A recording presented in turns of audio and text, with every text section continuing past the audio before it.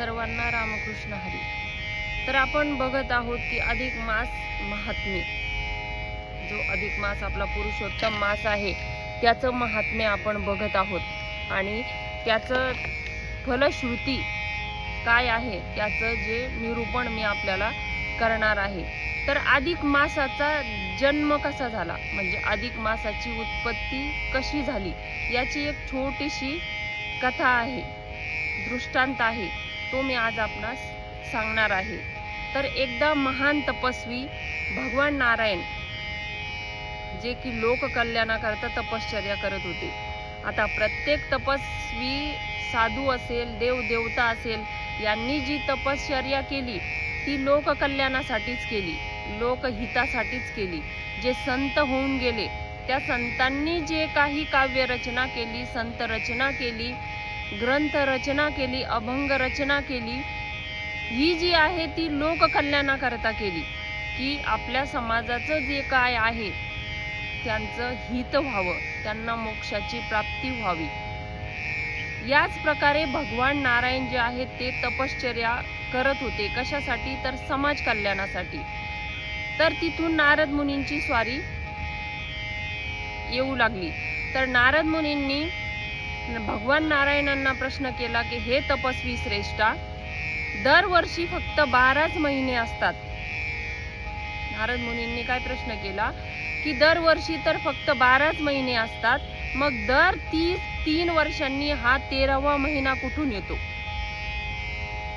हा जो 13वा महिना आहे तो कुठून येतो? कृपा करून मला याची उत्पत्ती कशी झाली ते कृपा करून मला आपण सांगावं.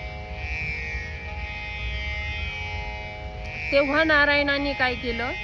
हे मुनिवर्या, विश्वाचे कल्याण अगर अकल्याण हे सत्कर्माच्या आणि दुष्कर्माच्या प्रमाणावर अवलंबून असते.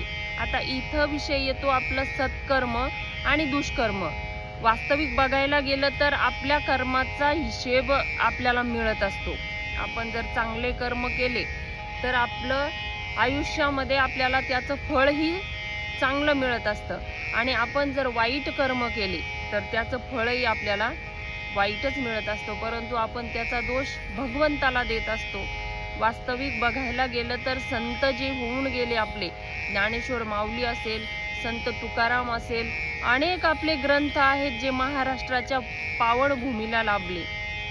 त्यांनी सगळ्यांनी अतोनात त्रास सहन केला, परंतु भगवंताचं नामस्मरण जे काय आहे ते सोडलं नाही.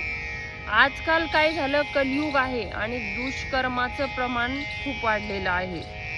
तर हे पाप आपल्याला सहन होत नाही. आपण सहज म्हणतो खूप अति होतंय.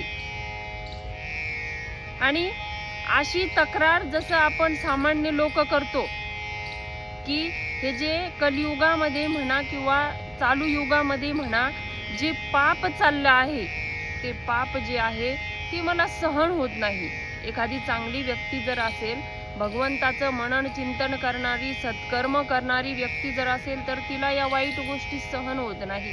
त्याचा आजूबाजूच्या वाईट गोष्टीचा त्या व्यक्तीला काय होत असतो? त्रास होत असतो. असंच हे 12 महिने जे आहेत, या 12 महिन्यांनी भगवंताकडे तक्रार केली की या 12 महिन्यामध्ये जे दुष्कर्म होतं, जे पाप होतं, त्या पापाचा काय होतो तर मला त्रास होतोय. ते पाप जे आहे ते माझ्याकडून सहन होत नाही. त्या पापाचं ओझं जे आहे ते मला जड झालं आहे.